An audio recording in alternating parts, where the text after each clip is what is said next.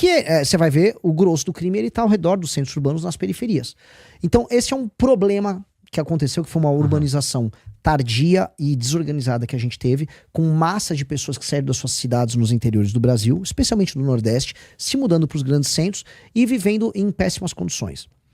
Ali se desenvolveu o crime, por diversas razões, cresceu, cada lugar uma história, mas o crime cresceu muito, e aquelas pessoas vivem mal, o IDH daquelas pessoas é ruim, não tem cobertura de esgoto, o desempenho escolar das crianças na favela é menor, você vai ter mais gravidez e adolescência nas favelas do que em lugares sem favela. Então a gente tem uma chaga social. E a gente tinha que falar, pô, favela não é legal, favela é uma chaga social, é um problema social. Viver na favela não é bom, especialmente pro favelado, mas também para as pessoas que não moram na favela. Destruir o crime organizado é fazer uma leitura de que essa urbanização que não deu certo, ela gerou uma ocupação ilegítima por parte do crime desses lugares e que o Estado brasileiro tem que reocupar. E aí o Estado brasileiro reocupar, e por isso que é maior do que só destruir o crime. Reocupar é integrar aquelas pessoas ao Brasil. A gente tem pelo menos 30 milhões de pessoas que não estão devidamente integradas no Brasil, elas estão parcialmente integradas no Brasil. E a gente tem que integrar, o Estado tem que chegar lá. Chega lá, destruir o crime organizado, e depois, que a gente fala, primeiro é prender o matou, e depois bandeira, quartel, escola. A bandeira do Brasil tem que estar fincada nesses morros e nessas periferias. A gente tem que ter, basicamente, a autoridade política do Estado. Eu tô falando de ter batalhão da polícia ali presente, câmeras, ajudar para que você não tenha um retorno do crime. E a escola, que é você não permitir mais que aqueles jovens ingressem no crime. Se você tem uma escola presente, figura masculina presente nas escolas, autoridade masculina, porque boa parte dos meninos que cometem crime são meninos que não tiveram a figura paterna. As estatísticas, não só no Brasil, nos Estados Unidos, vão todas nessa linha. Tá. Tem um estudo ótimo da GV de 2007 sobre isso. Por isso que é importante que haja essa figura masculina. Tá. Porque o que falta pro menino não é a figura feminina. A mãe tá pagando a conta, em geral, de um pai que não dá atenção, um pai que morreu. Mas uma parte dos casos o pai simplesmente tá cagando pro moleque. Tá. E a mãe paga as contas, tem que trabalhar, não dá atenção, o cara não tem modelo masculino. E aí quem ele vê como referência é uma tranqueira, e aquilo é uma pessoa que acaba ficando problemática em algum grau, tem um desempenho escolar em geral bem pior, e essa pessoa se vê seduzida pelo crime e toma decisões estúpidas ingressando no crime. Significa dizer que uma família estruturada, ainda que seja num ambiente como esse aí, reduz a chance do moleque se fuder no crime. É muito louco que o estudo da GV mostra que a ausência da figura paterna é mais poderoso, no geral, do que índice Gini, que seria desigualdade social, ou até renda per capita. Muito interessante. Por quê? Porque, assim, se o cara é pobre, vai numa família humilde, mas às vezes é uma família humilde evangélica, tem pai, mãe e filhos, o garoto tem aquela figura, vamos dizer, aquele modelo que ele se inspira, a chance dele simplesmente arrumar um emprego, como a maioria procura. A maior parte das pessoas na favela são honestas, muito honestas, e elas estão vivendo ralando. A maior parte, a chance do cara simplesmente ser um cara honesto, como pai, tá dada. Agora, se o cara não tem referência masculina, a vida dele já tá naquele caos, e aí ele sofre essa propaganda que tá no vizinho dele, no outro moleque que já entrou pro crime e falou, pô, tô tirando uma grana aqui, roubei uma moto, roubei um celular, às vezes fez o mês dele. Roubou 3 celulares, roubou uma moto, ele fez o mês. Enquanto que o outro tá ralando pra ser entregador, ou vai virar um Uber, ralando e não tira metade do outro cara. Aí o outro cara vai numa festa, num baile, sai com as meninas bonitas e ele não. Então o cara vê aquele sistema de incentivo e fala, por que eu vou, né? Então aí o cara entra pro crime. A gente tem que ter uma escola presente, entendendo que tem que ter um bom professor de educação física, um bom orientador, acompanhamento psicológico, identificar quem são os meninos que justamente poderiam fazer parte das estatísticas, a gente vai estar junto com os caras para que o cara se desenvolva e seja acolhido. Então, não é só a guerra em si. Pô, é tornar aquele lugar um lugar bom para se viver, arborizar. Onde tem a favela, o barraco, pô, vamos fazer prédio aqui? Vamos construir prédio? Vamos ajudar a recuperar essas casas? Vamos arborizar? Vamos fazer a pessoa não viver num lugar que é tão feio e caótico que a mente daquela pessoa vai ficar feia e caótica. Vamos integrar. Porra, vamos fazer isso. E não é tão caro quanto você imagina. Vamos lá, vamos falar em número. Vamos falar em número então, porque a próxima coisa que eu falar então tu vai começar a imprimir dinheiro pra fazer isso, né? Não, pelo contrário. Pra fazer isso é o seguinte, você só vai fazer qualquer coisa em termos de investimento no Brasil, o Brasil não consegue investir mais nada se o Brasil arrumar espaço fiscal. E o Brasil vai arrumar espaço fiscal resolvendo com medidas que são altamente impopulares, mas que meus concorrentes não falam, porque eles não falam. Eles só falam, vamos resolver, vamos fazer reformas. Não, eu vou falar assim, a reforma pra fazer, galera, avisa, vamos fazer reforma. E todos os presidenciáveis sabem disso e elas são altamente impopulares. A gente vai precisar desvincular BPC e aposentadoria Não, desculpa, desindexar o BPC é a aposentadoria do salário mínimo. O salário mínimo aumentou, ele aumentou porque alguém que está trabalhando aumentou a produção e tal, a produtividade subiu o salário mínimo. Você não pode pegar uma pessoa que está inativa e aumentar de acordo com isso. Isso vai estourar as contas públicas, como estoura. Além de ser flagrantemente injusto. Tem que fazer uma segunda reforma da Previdência, novamente, e mexer com o privilégio de muita gente do setor público que é muito alto. Militares, para começar. Que provavelmente que nem foram mexidos. Nem foram mexidos. Você vai ter que, por exemplo, fazer a desvinculação de verbas, das mais diversas, especialmente saúde e educação, que impactam muito no orçamento. Vai ter que pegar a renúncia fiscal de vários setores empresariais no Brasil, gigantesco, vai ter que mexer. Essa desvinculação tá falando da obrigatoriedade de gastar um determinado percentual pedação do dinheiro com aquilo ali. Você tá presidenciável, Igor. Cara, Você não concorre. se eu não aprender Concorre nada no meu conversando lugar. com vocês, pelo amor de Deus, né, Mais porra? popular, menos feio do que eu, vamos dizer assim. Mas você tá mais... Bom, não vou ficar falando nada não, senão vai ficar parecendo que eu tô pelando teu saco. Não, mas eu tô mais apresentável, tomei banho, vim aqui e tal. Mas o fato é o seguinte, Mas entendi, a desvinculação precisa fazer, mexer com os penduricalhos e com os super salários no alto funcionalismo. E aí, o Kim protocolou esse projeto, o projeto do grande ajuste fiscal, o ajuste fiscal do fim do mundo. Em 10 anos são 3,3 trilhões de redução de gastos, ou seja, tudo que o Brasil viraria, vamos dizer, um problema do ponto de vista fiscal, você começa a aliviar. Isso é sensacional. Mas muito impopular. Mas vai ter que fazer. Qualquer presidente vai ter que fazer, senão vai faltar dinheiro para pagar a conta de luz no Ministério da Educação. Em 10 anos fudeu se não fizer uma parada assim. Não, em 2 anos ferrou. Tá previsto um colapso fiscal entre 2027 e 2028. Eu li isso aí. O Haddad jurou que tá maluco, isso não vai acontecer não. Não, o Haddad jurou muita coisa, né? O Haddad jurou que a capacidade de investimento ia aumentar, ele ia aumentar os impostos e a gente ia ter investimento. Ele jurou essas coisas não estão acontecendo. E essa é a real. No fim do dia, vai ter que fazer essa reforma fiscal gigantesca.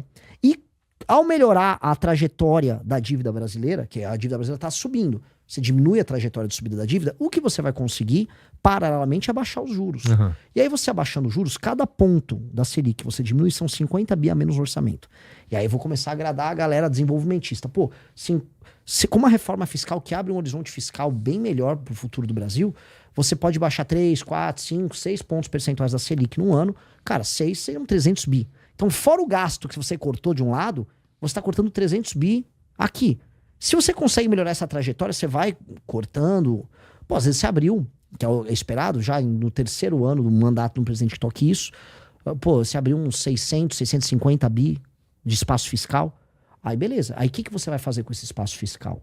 Abre espaço para investimento, abre espaço para você eventualmente reduzir impostos sobre a classe média que não aguenta mais pagar imposto, né?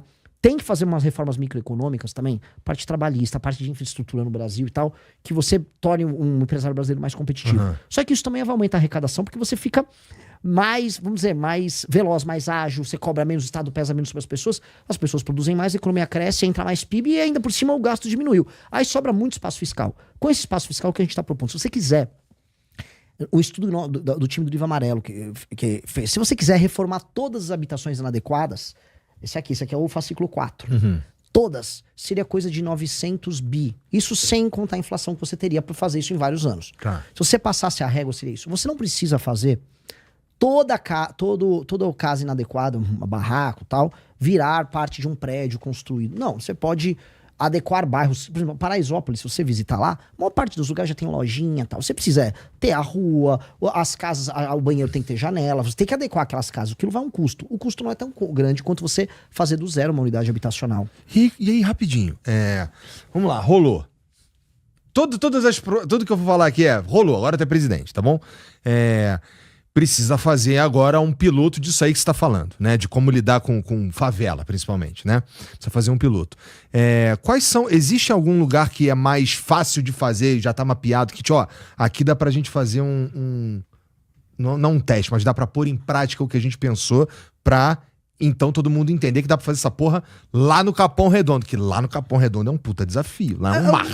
Capão Redondo é um exemplo. É um lugar que já está integrado economicamente. A gente tem uma coisa assim, a periferia de São Paulo... Porque quando fala Paraisópolis, é bonitinho Paraisópolis. Nada assim, não tô falando que o cara de Paraisópolis não precisa. Mas já tem novela, todo mundo fala de Paraisópolis, no meio do Morumbi, o caralho. O cara do Capão deve ficar assim, caralho, mano, eu vou ficar chupando o dedo de novo. Não, o Capão é um ótimo exemplo disso, porque a maior parte da população do Capão Redondo é altamente trabalhadora, pega um baita trânsito, tão integrados economicamente, e a casa do cara já não é aquele barraco mal ajambrado, como é em Belém do Pará.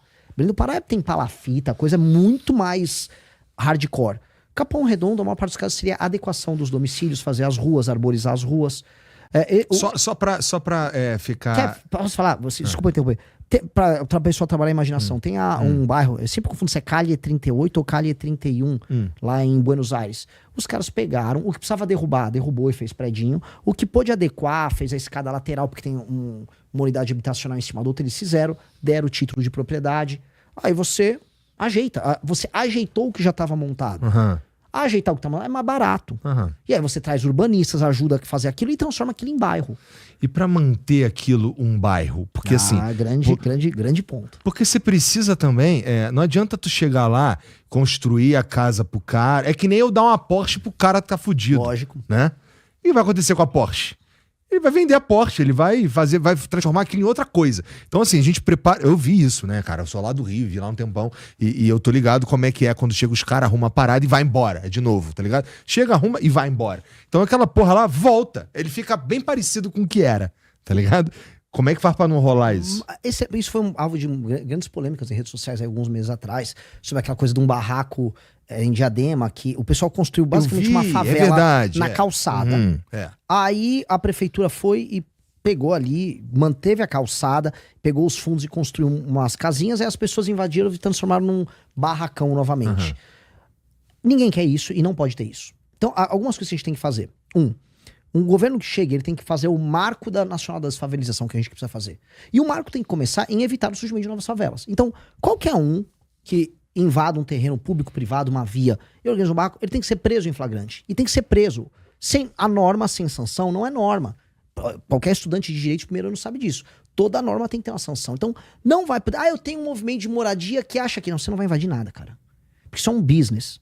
Isso é um business criminoso, isso destrói as nossas cidades. E não é que o Brasil tá agora numa explosão populacional, como teve nos anos 60, 70, com todo mundo vindo dos outros estados. Não tá, não tem boom populacional, pelo contrário, temos um problema populacional.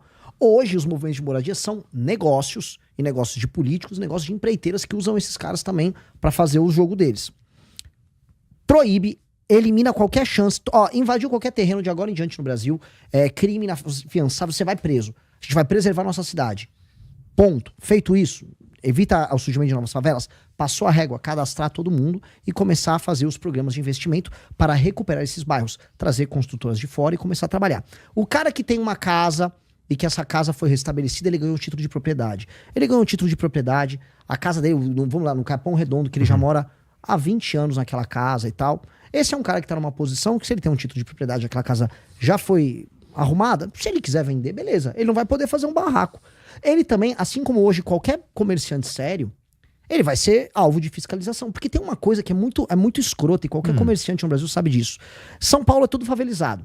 Se você tem uma lojinha ou um boteco e você botou algo diferente na tua fachada, ou se você instalou algo na tua área, instalou área útil, vão cobrar mais IPTU, tem fiscalização até com drone. Agora, se um cara construir uma favela no meio de uma avenida, não tem fiscalização nenhuma. Então, sim, se você segue a regra, você é punido e paga mais. O outro comete um monte de crime. Isso não tem que ter. As regras têm que ser iguais para todo mundo. Então, o cara que recebeu a sua unidade habitacional tem a planta nova. Agora ele vai ter uma planta oficial da propriedade dele. E se ele alterou aquela planta sem autorização, o cara tá fudido. Ponto. Tem que ter fiscalização brava. Ele não vai poder fazer isso. Aí tem o outro exemplo, que é a pessoa que você derrubou uma favela inteira, você construiu prédios. O cara quer vender ou quer... Cara, você tá amarrado aqui. Você tá amarrado... Tá aqui, você quer vender, vai ter um período de quarentena e tal. Vai ter que fazer isso, porque o cara está ganhando do Estado, de todos os outros brasileiros, isso. Também acho, aí é uma discussão que a gente vai ter. Se ele pode manter... Se ele naquela unidade habitacional específica, se ele pode manter aquela propriedade, pode alugar para alguém, que tem gente que aluga e vai vive de negócio. Aí estabelecer. Vamos dizer, é um marco regulatório específico para isso. E aí discutir para montar esse marco regulatório. O ponto tem que estar entendido que eles não podem alterar a planta. Ganhou a unidade pessoal, não altera a planta tá adequada. E 2, você não pode fazer novas invasões. Acho que matando esses 2 estímulos, aí a gente começa a endereçar esse assunto. Que não é ciência de foguete, outros países fizeram isso. Tem também, a gente pode pegar exemplos africanos, exemplo de Singapura, que assim, você tem em Ruanda, um grande exemplo na capital, que assim, a presidência falou, não, vamos fazer trabalhos comunitários da população, Vamos aprender a manter esse bairro limpo. Vamos aculturar as pessoas a amarem a comunidade delas. Vamos arborizar esse bairro. Vamos fazer campanha de varredura. Cara, fizeram isso muito decente. Muito decente. Assim, o exemplo de Ruanda é um exemplo muito legal. E as pessoas só falavam de Ruanda como se fosse um lugar de genocídio. Você vai pegar o exemplo de Singapura. Singapura era altamente favelizada. Resolveram isso e hoje, cara, as unidades habitacionais são decentíssimas. Viver em Singapura é muito decente. Desfavelizar não é só uma questão de tijolo, uma questão de cabeça. E o Estado tem que atuar junto. E eu acho que o que a gente falou aqui de tirar o crime organizado até entregar uma unidade habitacional com uma pessoa que vai entender como vai lidar com aquele ambiente dela, a gente está falando de um projeto civilizacional que é muito ambicioso, que é o que a gente tem que ter. As eleições não podem ser sobre tirar o PT ou não deixar o Bolsonaro votar. Cara, qual o seu projeto para que o Brasil seja um exemplo civilizacional foda pro mundo? Que todo mundo vai falar, pô, eu tenho orgulho de morar aqui. Isso dá orgulho. Pô, dá pra viver no Rio de Janeiro. Imagina no Rio de Janeiro, aquela paisagem sem favela. Aquela paisagem linda, talvez a paisagem urbana mais bonita do mundo, sem favela. Pô, tem um morro lá, vai ter uns prédios legais, altamente arborizados, hotéis, a comunidade vivendo com serviço ali. Pô, isso é demais. Vamos ter isso. O que nos impede de ter isso? É porque a gente é tacanha, a gente não consegue imaginar, a gente é medroso. Vamos dar um jeito. Vamos fazer acontecer. Vamos ser ambicioso, como muitos brasileiros são nos esportes, na atividade produtiva delas. Vamos ser ambicioso. O poder público brasileiro deixou de ser ambicioso, porque administrar um governo no Brasil significa apenas pagar conta. Vou pagar esse salário aqui para uns caras. E vou rolando. Chega, cara, vamos ser ambicioso. Até porque o mundo tá altamente ambicioso. A China tá ambiciosa. Os Estados Unidos estão tentando ficar ambiciosos novamente para enfrentar isso. E quem não tá ambicioso? A Europa. Tá velho e morrendo. E a gente...